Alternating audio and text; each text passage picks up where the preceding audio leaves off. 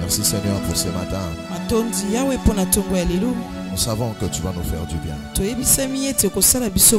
que nous sommes dans ta présence. Accorde-nous encore la joie de savourer ta présence. Que nous puissions être comblés de tes bienfaits. Comblés de tes joies. Comblés de la vie d'être enfant de Dieu. Voulons être joyeux d'être appelés fils et filles de Dieu. Que ta parole de ce matin vient toucher une vie, vient secouer une vie, et vient nous donner encore de l'expérience par rapport à l'avenir. Parce que nous savons qu'en toi nous avons une assurance de lendemain. Bénis-nous encore davantage. Saint-Esprit de Dieu, viens s'il te plaît. Et glorifie Jésus à la gloire du Père. Afin que le monde sache qu'il n'y a pas d'autre Dieu si ce n'est que le Christ. Afin que le monde reconnaisse que le Christ est le véritable Elohim, le créateur de choses visibles et invisibles. Merci de le faire, Saint-Esprit.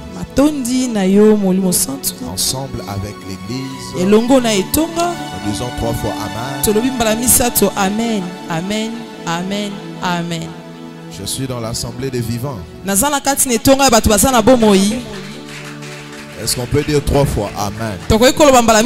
Amen. Amen. Amen. Je reprends encore. Est-ce que je suis dans l'assemblée des vivants? Les hommes et les femmes qui vivent sont là. Est-ce que des hommes et des femmes qui vivent sont là?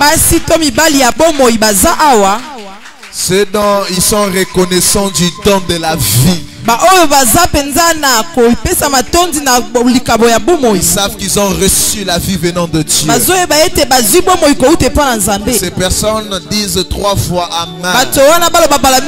Amen. Amen. Amen. Amen. Tu as raison d'acclamer le Seigneur.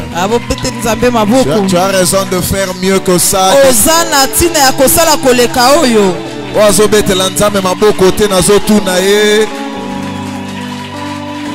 Celui qui n'acclame pas, je lui demande. Est-ce que vous acclamer ton Créateur, celui qui t'a créé. Alléluia.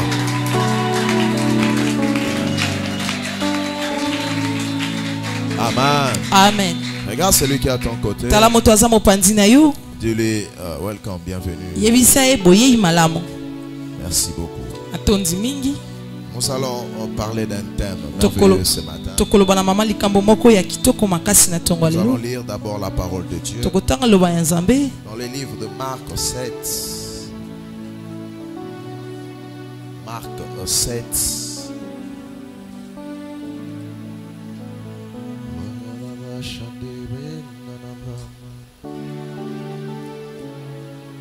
Marc 7. Commençons à partir du verset 24.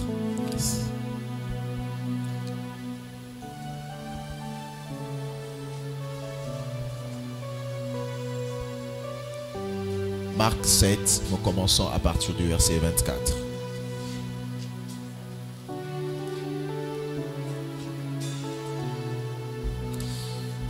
J'attends encore ceux qui sont assis. Si nous pouvons honorer la parole de Dieu. Nous lisons. Jésus étant parti de là, s'en alla dans le territoire des Tyr et de Sidon. Il entra dans une maison, désirant que personne ne le sût, mais il ne put rester caché. Lorsque l'onction de Dieu est sur vous, vous ne pouvez pas passer quelque part inaperçu. Ce n'est pas mon message. Mais l'Esprit de Dieu m'arrête là. Et il me dit que je parle à 30 personnes dans la maison. Lorsque l'onction et la grâce de Dieu est sur vous, même quand vous-même vous voulez jouer à la discrétion, même quand vous-même vous voulez jouer à la discrétion, l'onction de Dieu va vous exposer. Souvenez-vous de l'histoire de Moïse qui était caché. Après 3 mois, on ne pouvait pas cacher, on ne pouvait plus cacher le même Moïse.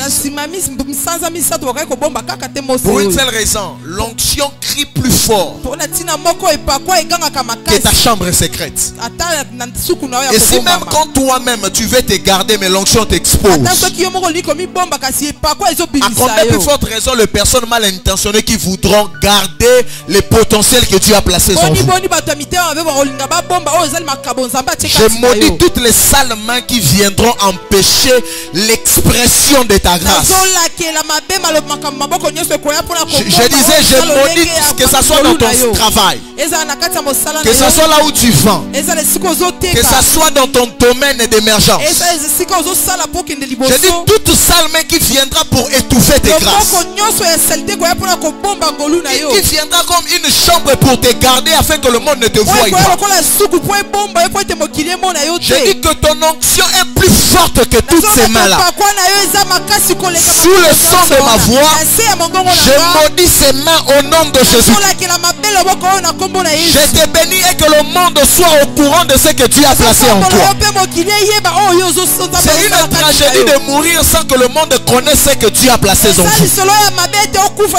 Cela ne sera pas votre histoire. Je dis cela avant que vous n'entrez dans votre sépulcre. Le monde va découvrir ce que Dieu a placé en vous. Je le prophétise au nom de Jésus. Je dis que le monde voie ce que Dieu a placé en vous. La Bible dit il voulait se cacher. Ta bénédiction sera comme une grossesse. Même quand tu vas être discret à la grossesse, il arrivera un temps où tu ne pourras plus être discret. Quand je parle de ces choses, je me rappelle d'une femme dans la Bible qui s'appelle Élisabeth. Élisabeth était grosse, mais elle avait honte de sa grossesse. Vous savez qu'il y a des bénédictions ridicules. C'est-à-dire que Dieu te bénit et tu commences même à avoir honte de cette bénédiction. Parce que tu te poses des questions, qu'est-ce que les gens vont penser? Alléluia. Mais Dieu, lorsqu'il te bénit, c'est à toi de donner des explications aux gens. Dieu ne descendra pas. Pour l'aveugle et le sourd, on lui pose la question, mais comment est-ce que tu vois? Je n'ai pas d'explication à donner. C'est que je sais l'homme qu'on appelle Jésus. Il m'a dit, va à la rivière de Siloé. Je me suis lavé les yeux et maintenant je vois. J'aimerais dire à quelqu'un, ce que Dieu fera pour toi, tu ne pourras pas les contenir pour toi-même. Je dis, tu ne pourras pas les contenir pour toi-même. Tu es comme Pierre, tu vas faire une pêche miraculeuse qui fera en sorte que tu appelles notre péché. Parce que ta bénédiction deviendra une source de bénédiction. Est-ce que je l'ai déclaré à quelqu'un ici? Dis amen très fort. Le verset 25 dit: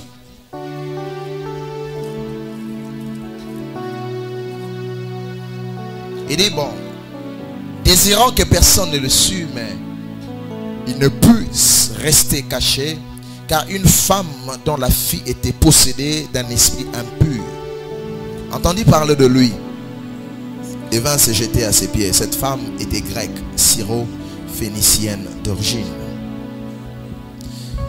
Elle le pria de chasser les démons hors de sa fille.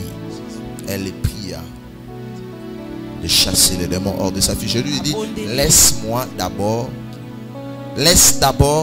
les enfants sera rassasié. Car il n'est pas bien de prendre le pain des enfants et de les jeter aux petits chiens. Oui, Seigneur, lui répondit-elle. Mais les petits chiens sous la table mangent les miettes des enfants.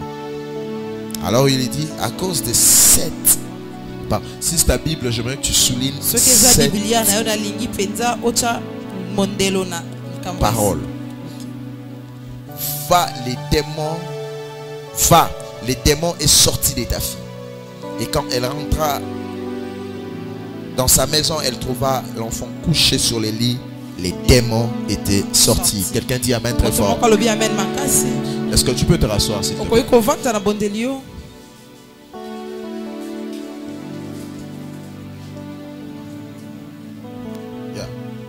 Notre grand thème ce matin, c'est Jésus chez la femme syrophénicienne. Est-ce que tu peux le dire après moi? Jésus. Encore plus fort que ça. Jésus chez la femme syrophénicienne.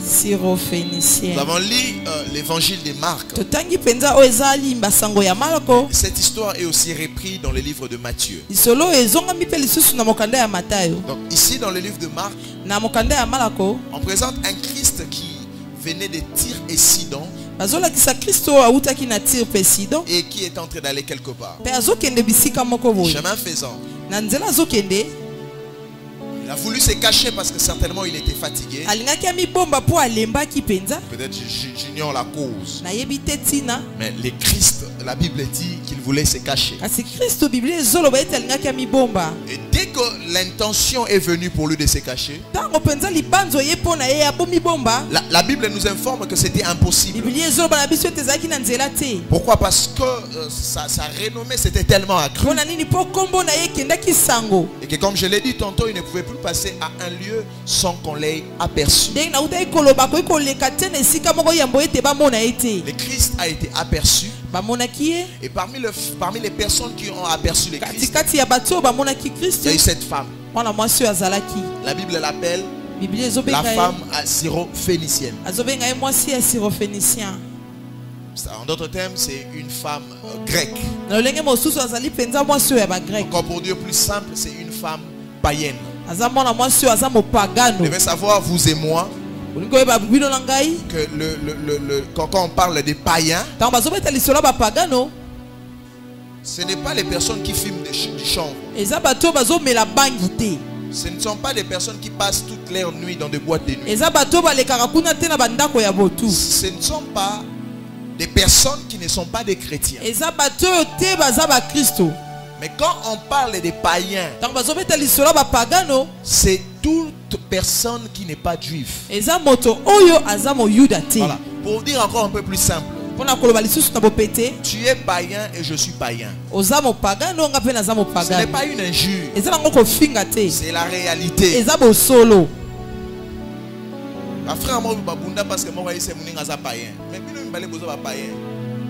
Alléluia. Amen. Il dit non, païen parce que si tu n'es pas juif, tu es païen. Tu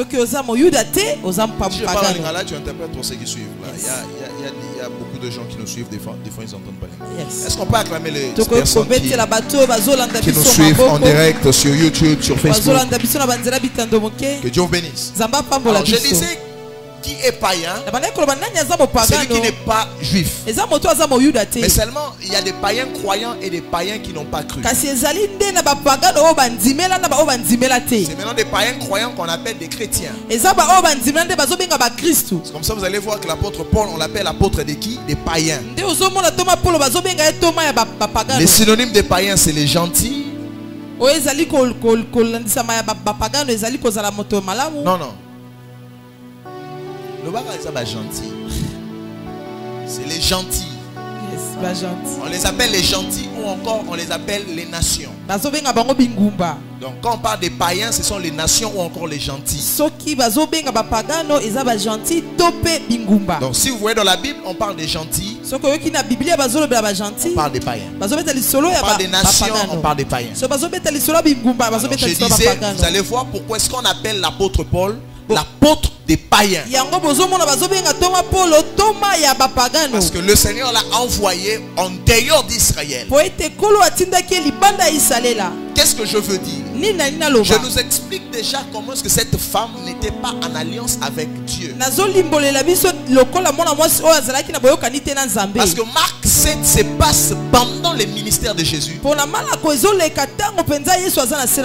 C'est très différent de l'époque qui se passe juste après la mort et l'ascension de Jésus. Ici, le sang de l'agneau n'a pas encore coulé. Ici, le Saint-Esprit n'est pas encore venu. Ici, le ministère de la réconciliation ne s'est pas encore exprimé. Donc ici, l'homme ne s'est pas encore réconcilié avec Dieu. Parce que le péché n'a pas encore expié. Donc ici, Dieu a un peuple et son peuple s'appelle Israël. Quelqu'un m'entend ici? Le travail pour les païens a commencé après Golgotha. Par exemple, quand quelqu'un te dit que Yesu Nabino, quand quelqu'un te dit votre Jésus, n'était venu que pour des blancs ou encore pour Israël. Vous avez plusieurs références bibliques pour leur prouver que le Christ n'était pas venu que pour Israël, mais il était venu d'abord pour Israël. Ok. Il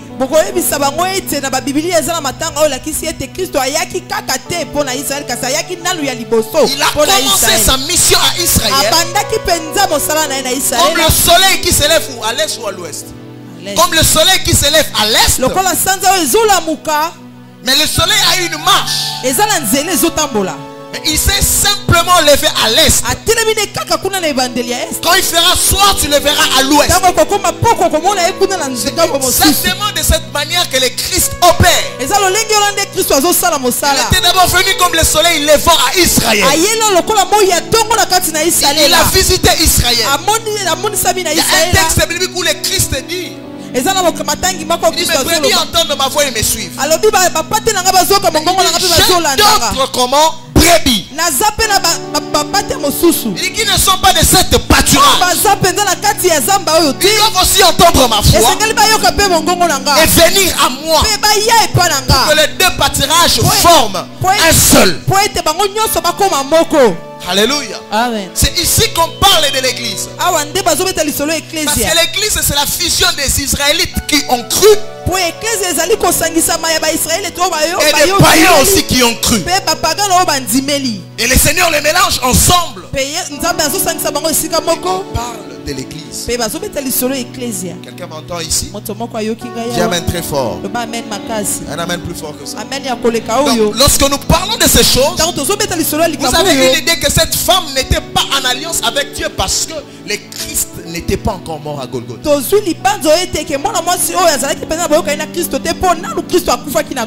Vous recevez d'un homme parce que vous êtes en alliance avec lui. Vous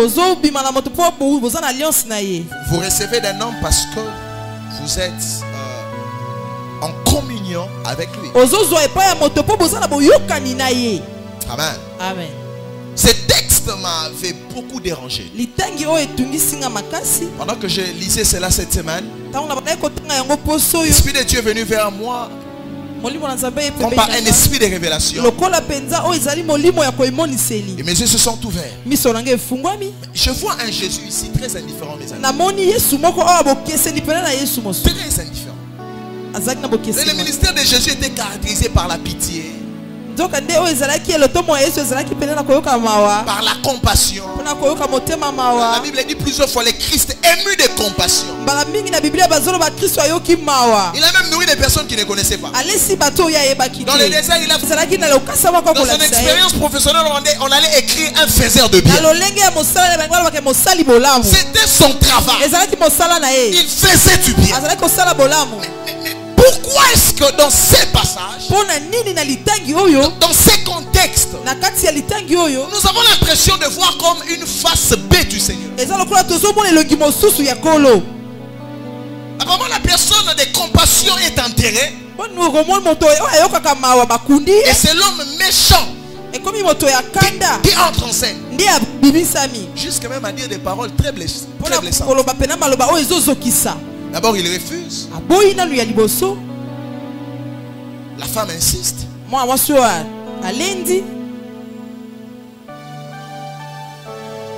Et le Christ emploie une figure de style, n'est-ce pas? Ceux qui font l'herméneutique, c'est quoi? Comment?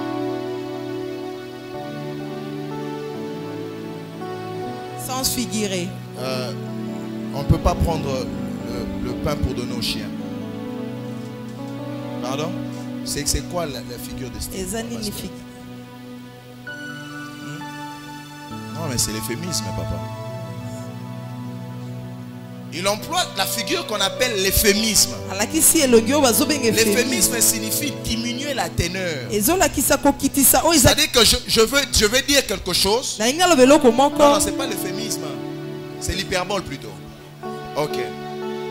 Je pensais qu'on a diminué, mais il a même accentué. Yes. Ok, merci. Est-ce qu'on peut acclamer pour nos amis de la théologie? Alléluia. Amen. Il accentue ce qu'il pouvait dire avec peu de mots. Il n'a pas injurié la femme. Il voulait simplement lui dire que je suis venu pour Israël, vous êtes des païens. Il accentue cela. Au lieu d'appeler païen, il appelle chien.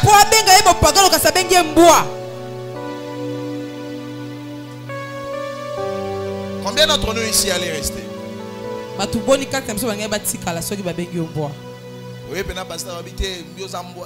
Tu viens vraiment, le pasteur dit que tu es un chat. Le pasteur Wana. C'est pasteur. Vous savez, quand on lit la Bible, à un moment, il faut le contextualiser. On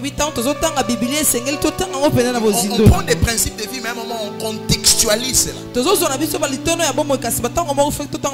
là qu'on comprendra que cette femme n'a pas reçu un miracle par plaisir. Dans le livre de Matthieu, l'histoire est bien expliquée. D'abord, la femme a crié à Jésus en disant, aie pitié de moi. Jésus reste indifférent.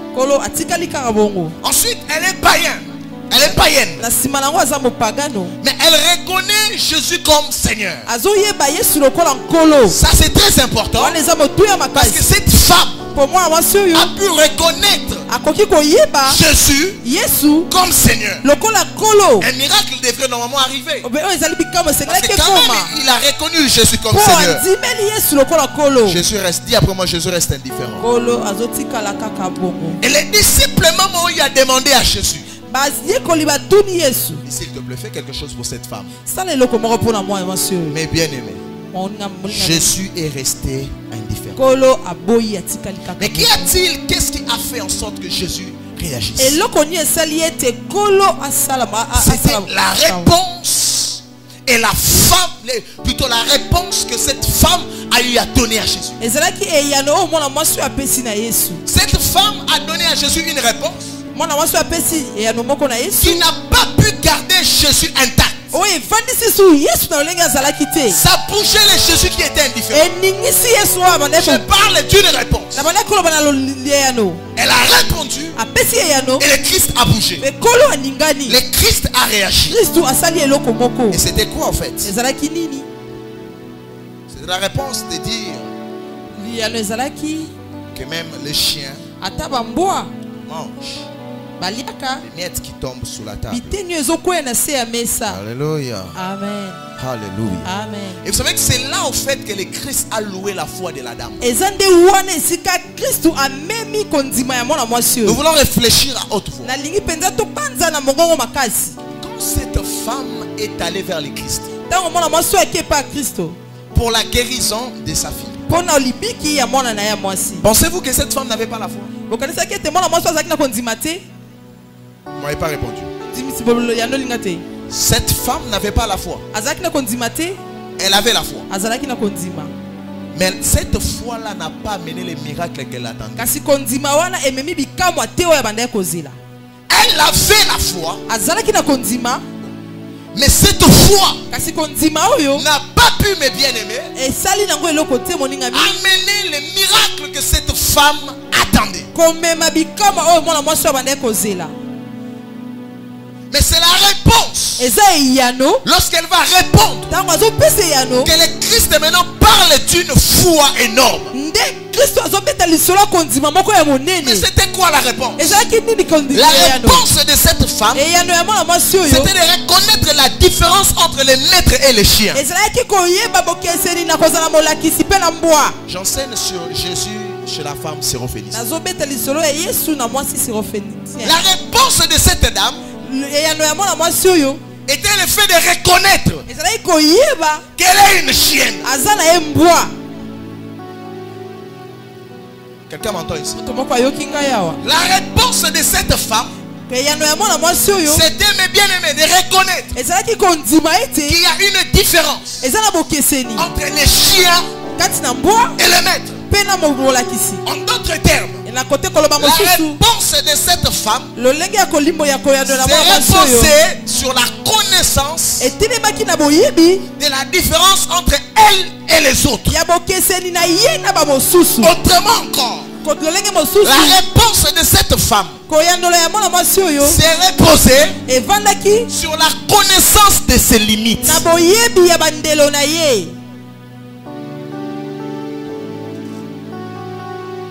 Cette femme pouvait connaître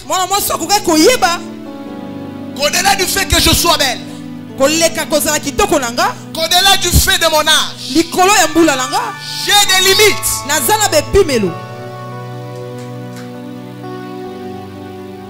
Si les autres sont juifs, je suis syrophénicienne. J'ai des limites, je ne peux pas devenir juif. Je suis syrophénicienne de par ma nature. Écoutez-moi mes bien-aimés. Tel que nous sommes là nous tous, chacun de nous d'une manière ou d'une autre a une écharde. Pour l'apôtre Paul, c'était l'écharde. Non, c'était l'écharde. Dis seulement écharde. Quand tu dis kunki là, c'est ce que les pasteurs vous ont dit. Mais la Bible n'a jamais dit que l'apôtre Paul avait les kunki.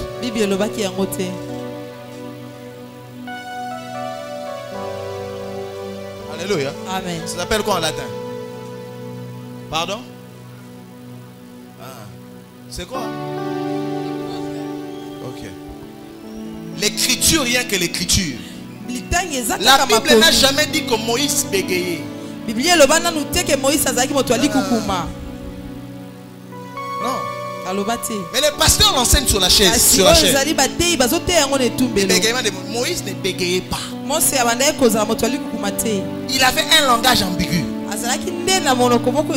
Point barre, c'est ce que la Bible dit. Il n'avait pas un langage facile. C'est ce que la Bible dit.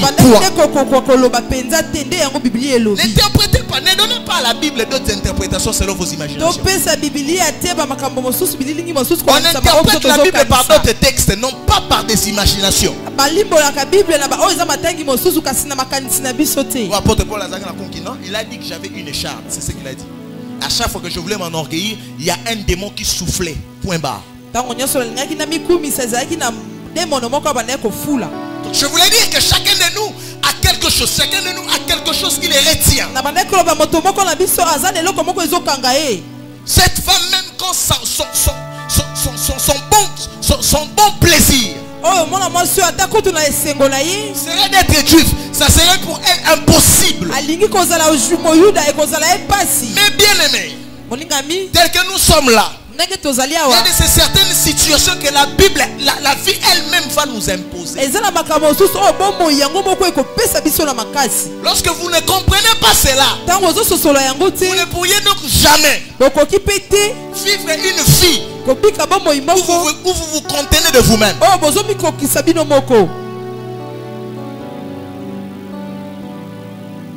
La vie va vous imposer certaines réalités. Cela ne dépendra pas de vous. Plusieurs d'entre nous ici, même si tout dépendait d'eux, mais ils ne seront jamais nés dans la même famille où ils sont. D'autres ici maudissent même leur propre famille. Ils se lèvent le matin et disent c'était quoi, Seigneur? Tu regardes là où tu dors, tu regardes ta famille, tu t'exclames.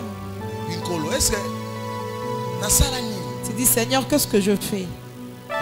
Alléluia. Amen. Tu n'as rien fait, mais la vie t'impose. C'est comme ça, moi j'ai beaucoup de peine pour les homosexuels.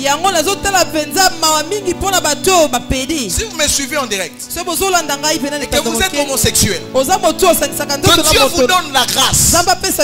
Je dis que la puissance de Dieu vous touche au nom de Jésus-Christ et que vous arrêtez avec ces pratiques. La vie va vous imposer même votre propre sexe. Personne d'entre nous ici a choisi d'être fille ou homme. C'est à toi d'accepter tel que tu es. Cette femme a accepté ce qu'elle était. Dieu n'aime pas des orgueilleux. L'orgueil, c'est quand l'homme commence à prétendre ce qu'il n'est pas. L'humilité, c'est le fait de s'accepter tel qu'on est. Dis-moi amen que je te prêche. C'est comme ça que la Bible dit. Dieu fait grâce aux humbles. Donc cette femme a reçu un miracle à cause de son esprit humble, capable de s'accepter tel qu'elle était. Quand tu as la foi et ton cœur rempli d'orgueil, ta prière sera vaine. Tu vas prier en multipliant des mots pour rien. Développer la capacité de savoir ce que vous êtes. La capacité de déterminer vos limites. Ça vous permettra, mes bien-aimés, à connaître une vie d'expansion et une vie épanouie. Mettez-vous s'il vous plaît. Alléluia. Amen. La vie va nous imposer ces choses. La vie va nous imposer ces choses.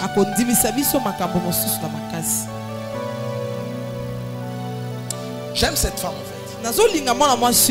Mais cette femme, au-delà de sa foi, vous savez, la foi aura la capacité de vous donner de choses auxquelles vous vous attendez. Même quand aujourd'hui vous ne le verrez pas. La Bible dit d'abord, cette femme avait entendu parler du Seigneur. J'aimerais le dire et le répéter. La foi vient de ce qu'on entend. Comment est-ce que vous allez rester tenace dans votre foi lorsque vous fuyez l'église? Parce que c'est à l'église que vous écoutez la parole du Seigneur. Il y a un de mes fils, Dimitri, il est où? Ok. J'étais en train de le parler. J'étais en train de lui raconter une histoire aujourd'hui le matin. Je lui ai dit quand j'avais 8-9 ans. Je l'ai raconté avec le prophète Yann. Quand j'avais 9 ans, j'ai grandissé dans la famille de mon père. Et bon, la famille de mon père, pour eux, ma mère était très claire d'état. Elle était Moulouba. Bon, elle est Moulouba. Donc pour eux, les femmes de teint clair, Moulouba, avec c'est une sorcière.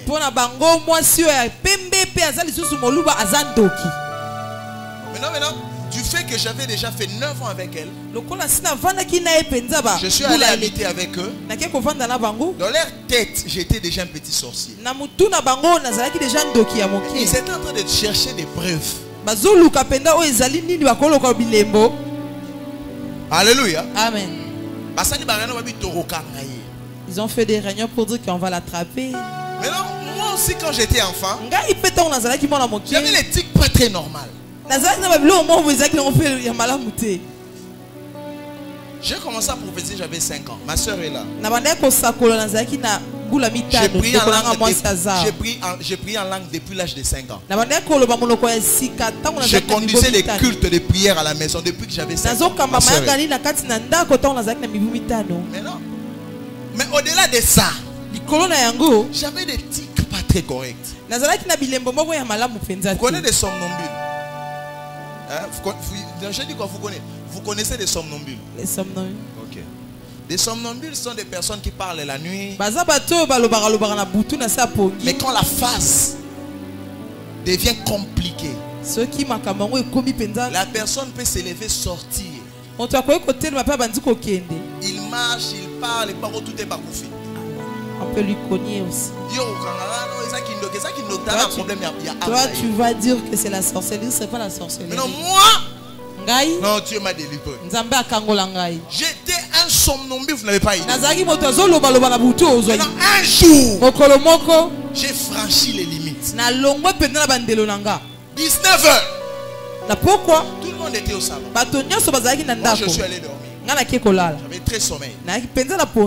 Quand je dis au salon, il y avait des oncles et des tantes qui ne voyagent pas depuis très longtemps dans leur tête.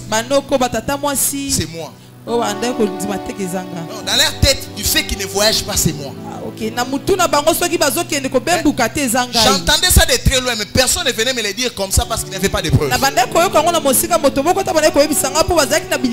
J'étais au salon. Tout le monde, des responsables de la maison, en train de regarder la télé. Moi, dans mon sommeil, j'ai envie de me soulager. Bon, quand je me lève, moi je pense que c'est un rêve. Je me suis déjà levé. Je sors au salon. Il y avait des gens, mais moi je vois personne. Je vois le salon vide. Le diable me permet à regarder la montre. C'était 19 h, mais moi je vois que c'est 1 heure. Je regarde la télé qui est ouverte. À 1 heure. Maintenant tout le monde est là. Il dit ok, c'est le jour qu'on attendait. On a dit on a dit ne pas les toucher. Tout le monde me regardait. Moi je dis à 1 heure. La tête. Maintenant tout le monde est dans le salon. Tout le monde était là. Moi je passe devant tout le monde. J'éteins la télé. Comme cela ne suffisait pas, vu que j'étais sorti pour faire un petit besoin, je pisse encore sur la télé. Ça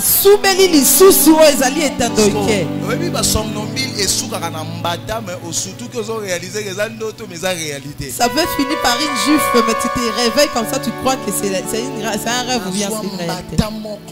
On m'a giflé. Maintenant quand je me réveille, il y a 7 personnes.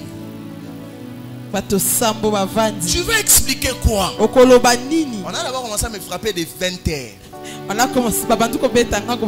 C'est à minuit qu'on a commencé maintenant à me poser la question si je suis sorcier ou pas. Je dis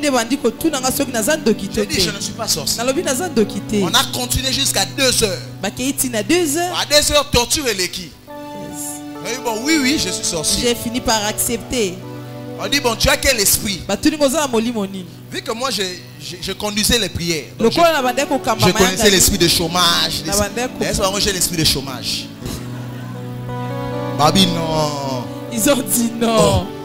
Nabi a célibat, babi non. Nabi a sécheresse.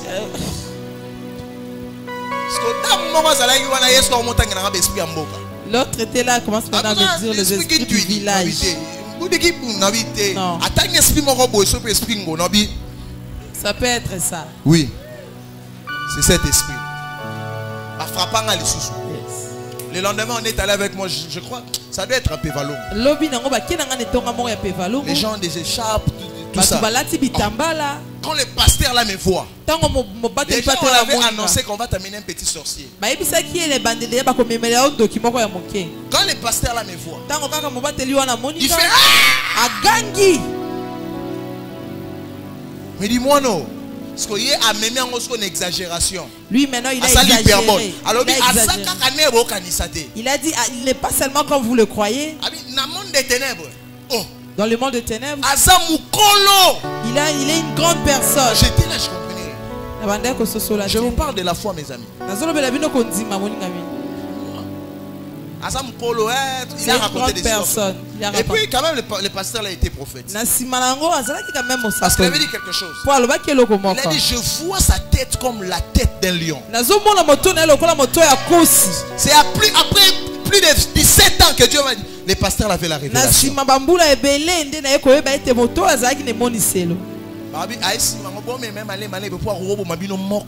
Il lui a dit, amenez-le petit à petit parce que vous tuez un à un.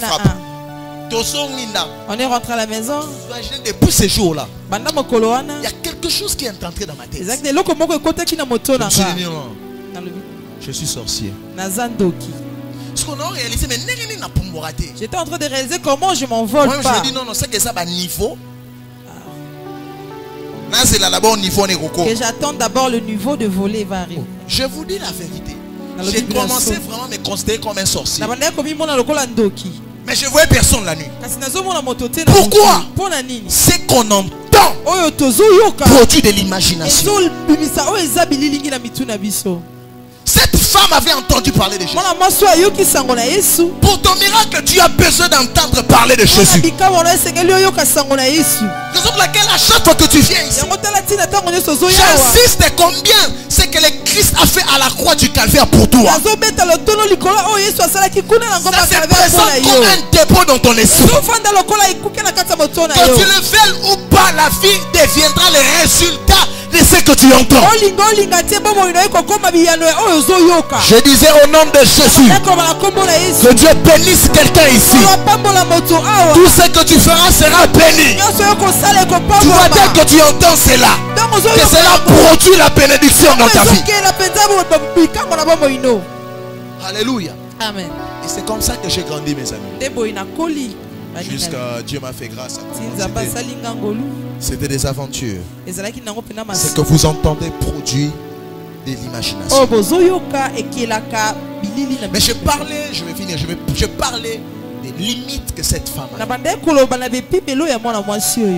J'aimerais nous dire quelque chose. Reconnaître ses limites passe avant tout par l'humilité vis-à-vis de soi-même. Puis vis-à-vis de Dieu. Dis après moi reconnaître ses limites. Nous pensons que lorsque nous sommes chrétiens, on devient super homme, on devient Avengers. Vous savez, le Christ, c'est qui était le Fils de Dieu. Je l'ai déjà dit ici plusieurs fois. Fils de Dieu, dont lui-même était Dieu. Mais étant sur terre, à Gethsemane, il a reconnu ses limites. Il dit, je sais que je suis Dieu. Mais je vais t'avouer quelque chose. J'ai peur. Des fois, nous voulons impressionner Dieu, les amis. Dieu nous connaît mieux que nous-mêmes. Ça ne sert à rien d'entrer dans la présence de Dieu pour impressionner Dieu. Vous pouvez être fort devant les hommes, mais montrez-vous toujours faible devant Dieu. Un jour, mon fils ici, il est entré dans mon bureau, il m'a vu comment je pleure avant de prêcher. Le mauve me sortait, je pleurais. Je dis à Dieu, je ne sais pas comment parler. Je ne sais pas comment prophétiser. Maintenant, quand je finis de prier, mon père, je t'ai vu comment tu pries avant de prêcher. Il m'a dit, grave. Non, on te voit très grave. Je suis grave devant les gens, mais devant le Seigneur, je suis. Cette femme a dit, je suis chienne. J'accepte. Quelles sont tes limites? Tu peux être dans le travail. Arrêtez d'être orgueilleux à tout moment. Vous-même dites-vous que là, je ne peux plus avancer. J'ai peur de tel monsieur. J'ai peur de tel monsieur. Je ne suis pas en sécurité lorsque je le vois. Vous reconnaissez vos limites. Et après cela, vous allez voir votre Père pour l'expliquer. exposer vos limites. Les miracles commencent lorsque l'homme est humble. Et l'humilité de l'homme revient à reconnaître ses limites. Il ne faut pas être comme des Quinois. L'un des signes majeurs pour reconnaître un Quinois. Un Quinois, même s'il n'a rien, il a quelque chose.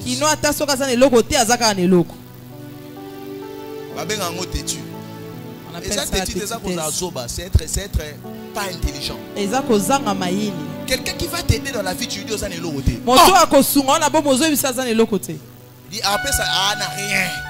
Il n'a rien. Ça n'a rien. Mais ça n'a rien fait. Quand même, un vélo. Lui au moins, il a quand même un vélo. Regarde ton voisin.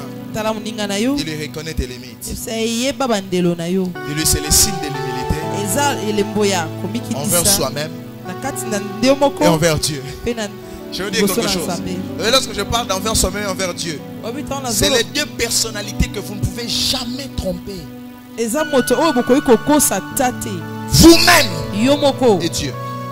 Tu peux venir tromper les pasteurs ici. Mais quand tu sors, ta conscience va te dire diplôme-moi grande distinction. Ta conscience sait comment est-ce que tu l'as eu. Ta conscience. C'est impossible de se mentir soi-même. Il y a des personnes qui veulent. Tu fais beaucoup d'efforts. Comme la fois dernière, je donnais cet exemple-là de ce frère qui voulait prendre l'argent, mais qui commence à expliquer ce qu'il veut faire. Quand tu commences à expliquer ce que tu veux faire, ça signifie simplement que déjà ton intérieur te dit c'est le vol. Toi tu dis non, ils ont détournement. Ton intérieur c'est le vol. Non, c'est le vol. Une personne qui reconnaît ses faiblesses, c'est une personne qui commence à devenir fort.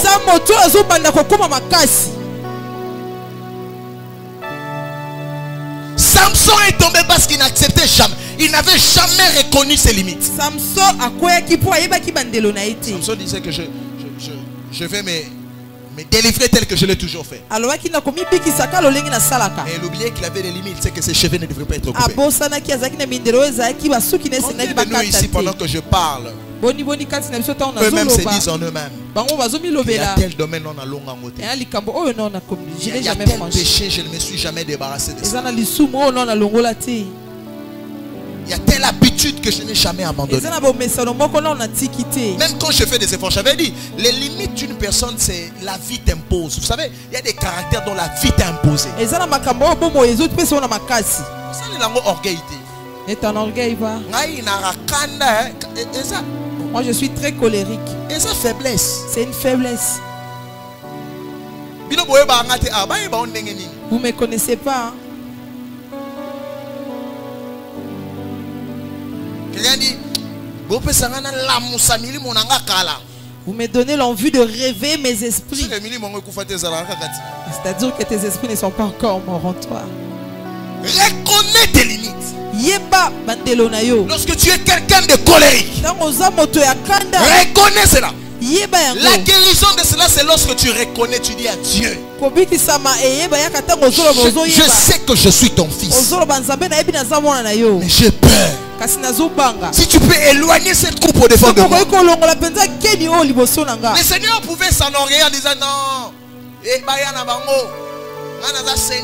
qu'ils viennent, moi je suis Seigneur. Même si mes frappes, ça va rien faire. Mais il était, je dis, il était Dieu pendant ses jours sur la terre. Il a reconnu ses limites. À combien plus forte raison vous et moi?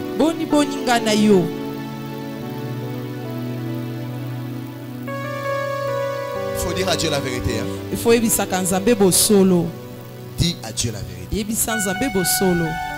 Pour ta situation, dis à Dieu la vérité. Vous savez, la Bible dit demandez jusqu'à ce que votre joie soit parfaite. Tu n'es pas encore marié. Mais quand on te voit, tu pries. Tu n'as pas d'argent. Tu n'es pas marié. Ah, Jésus pousse ça. Mais quand on te voit, fois tu pries. C'est comme si les gens coquins, c'est la foi. C'est comme si cette femme avait la foi. Apprenez à être humble dans la présence. Tu entres à l'église comme Anne. Il n'y a pas de pasteur, tu t'agenouilles, tu pleures. Seigneur, je vais te dire la vérité. Cette situation me dérange. C'est devant les hommes que j'essaye de montrer que je suis fort. Je vous interdis simplement de pleurer devant des hommes. Ne pleurez pas devant des hommes. Semez vos larmes dans la présence de Dieu.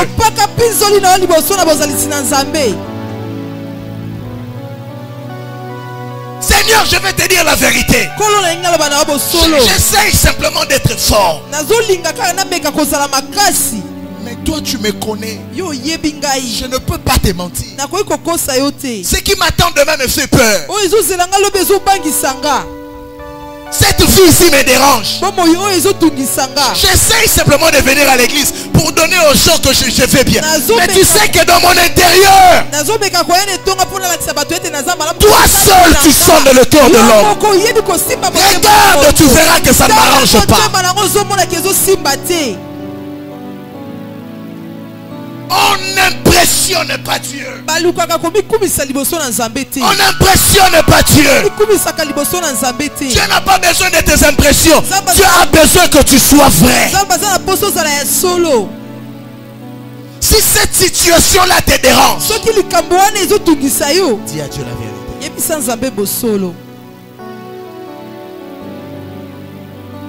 Si réellement tu reconnais que tu es une chienne, je parle à la femme syrophénicienne. Reconnais que tu es une chienne. Ne montre pas à Dieu une image de ce qu'il sait que c'est pas vrai. Je parle à quelques cœurs. Je parle pas à tout le monde. Les gens peuvent te voir. Je vous donne un témoignage. Pas un témoignage, mais une histoire que vous connaissez. Le roi de Wakanda là qui vient de décéder. Monsieur Bosman, vous avez vu l'impression qu'il donnait aux gens. Les dents que vous voyez là, les dents que vous voyez les gens vous sourire,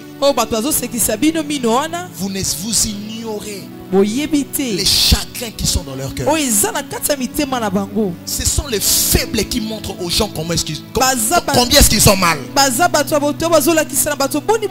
hommes forts montrent qu'ils sont forts devant les gens. Arrêtez de pleurer chez tout le monde. Arrêtez de demander de l'aide chez tout le monde. Nous avons connu qu'il avait le cancer du côlon à sa mort. Votre problème n'est pas encore grave, c'est tous les quartiers qui est déjà au courant.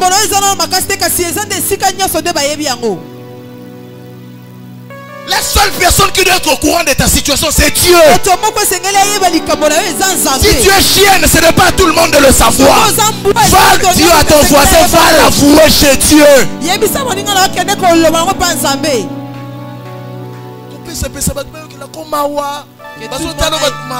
Que tout le monde ait pitié de toi. Tu marches comme ça, faible. C'est quoi ton problème?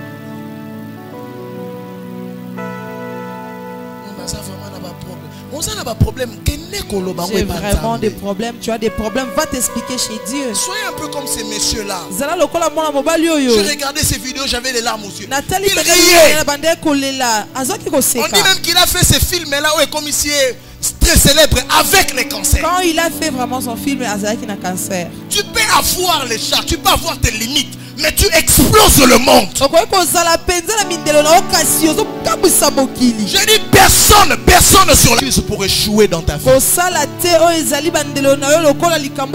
limites sont là pour t'apprendre l'humilité. L'apôtre Paul a dit, non? À chaque fois que je voulais m'enorgueillir, maman, c'est là que Dieu permet à l'ange de souffler.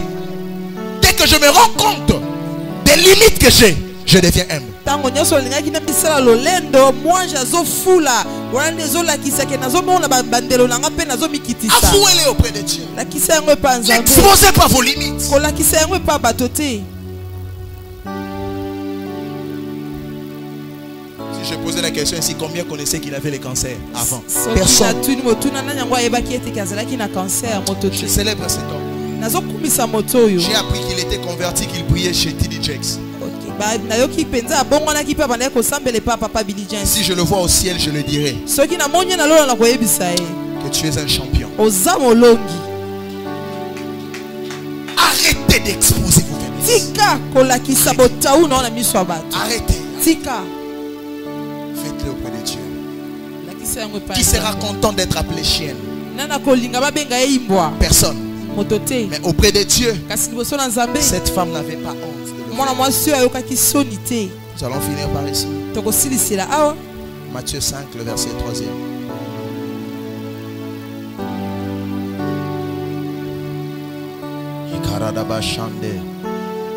Je pose la question, est-ce qu'il y a quelqu'un qui a compris l'histoire de la femme syrophénicienne autrement aujourd'hui? Je veux voir ta main si tu as compris cela autrement. Avant c'était seulement cette femme-là avait la foi. Là je t'ai expliqué qu'il avait déjà la foi depuis. Mais ça n'avait pas fonctionné, prophète. Abengue, fils de Dieu, rien. Quand seulement il a dit. La Bible même dit à cause de cette parole. Elle a reconnu, dit je suis chienne, j'accepte. Quand même, les chiens mangent aussi les miettes. À cause de cette parole.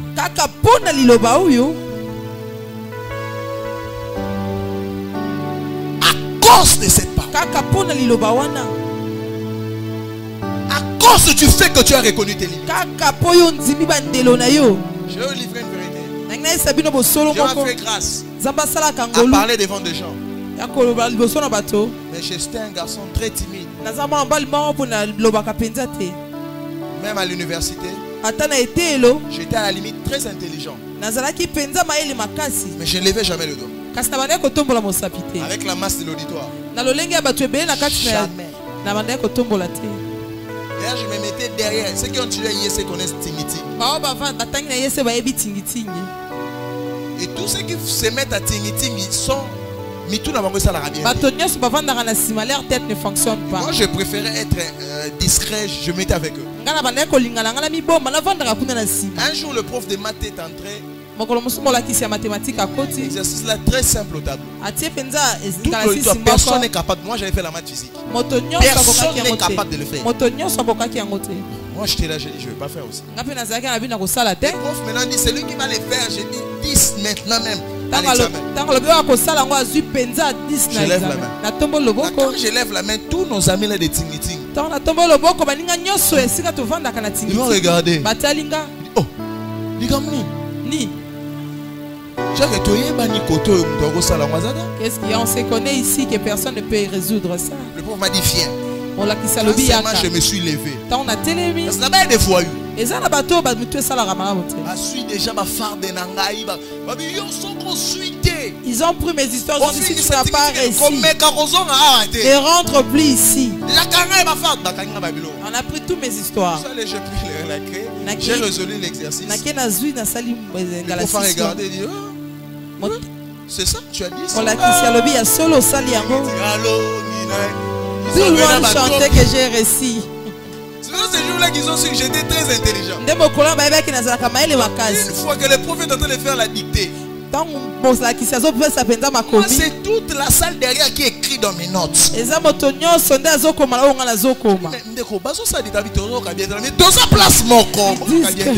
je n'écoute pas bien. Alléluia. Amen.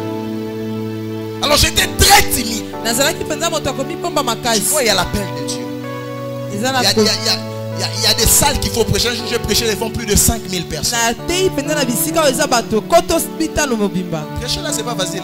Il faut essayer. Les gens là, quand vous dit, vous allez regarder les gens au front. faut essayer ça. Je célèbre une dame ici. Est-ce qu'on peut acclamer le Seigneur pour l'honorable Antoinette qui je l'ai accompagnée à Massimanimba. Mais elle traînait des foules, elle parlait. Je dis, oh! Moi j'avais peur parce que je me disais, mais c'est une dame, comment elle va faire? J'ai regardé et j'ai dit, mais elle parle comme un homme. Alléluia. Amen. Lorsque tu reconnais tes limites, tu dis à Dieu la vérité. La Bible dit, Dieu a envoyé un ange pour consoler les Christ. Apprenez à dire à Dieu la vérité. Aujourd'hui, je n'ai plus peur de la foule. Parce que j'ai tellement dit à Dieu. Je ne sais pas parler. Avant, je faisais tous les 10 minutes de mes messages, j'ai balbutié. Je parlais des histoires que je comprenais. Après, et puis j'ai l'équilibre. Parce que je disais à Dieu la vérité. Prophète, quand vous prophétisez, ça ne marche pas. Dites à Dieu la vérité. Si tu as besoin d'un don spirituel que tu n'as pas, ne va pas chez Dieu.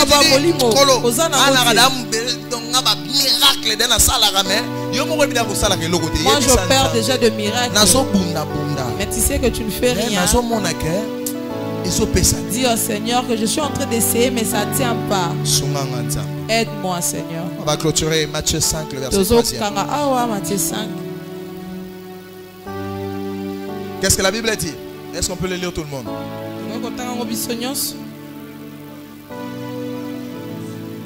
Comment? Heureux le pauvre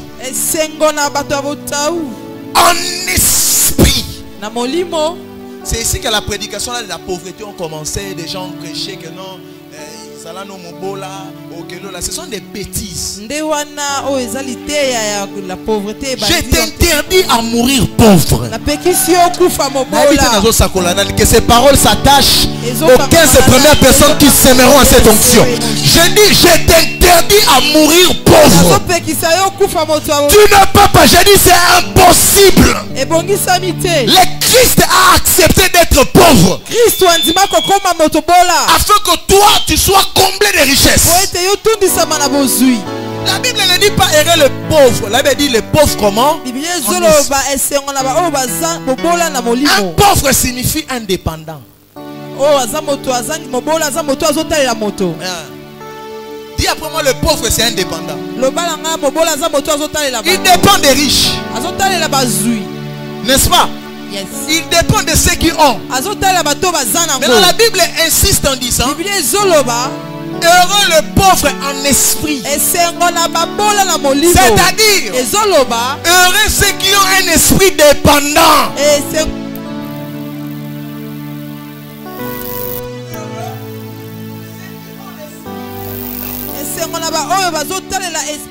Je le répète encore. Heureux ceux qui ont un esprit comment?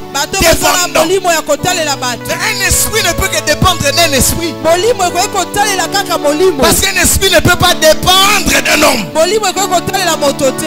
Et maintenant, c'est pas ça je vais dire. Restez pauvre en esprit. Restez toujours dépendant spirituellement. Mais dépendez à celui qu'on appelle le maître de tout esprit. La Bible dit Dieu est comment? Est esprit. Est-ce que tu veux dire vraiment Dieu est esprit? Tu sais qu'il soit esprit. Moi aussi je suis esprit. Mais je suis pauvre d'esprit. Parce que je vais rester dépendant à ma source, à mon aba. Est-ce qu'il y a des hommes et des femmes qui veulent être dépendants à Dieu, qui veulent rester humbles à Dieu en disant je suis pauvre? Tiens-toi debout s'il te plaît. Je cherche des hommes et des femmes qui diront à Dieu simplement c'est toi que j'ai besoin. Tu sais très bien que sans toi je ne peux rien. J'ai une pauvreté.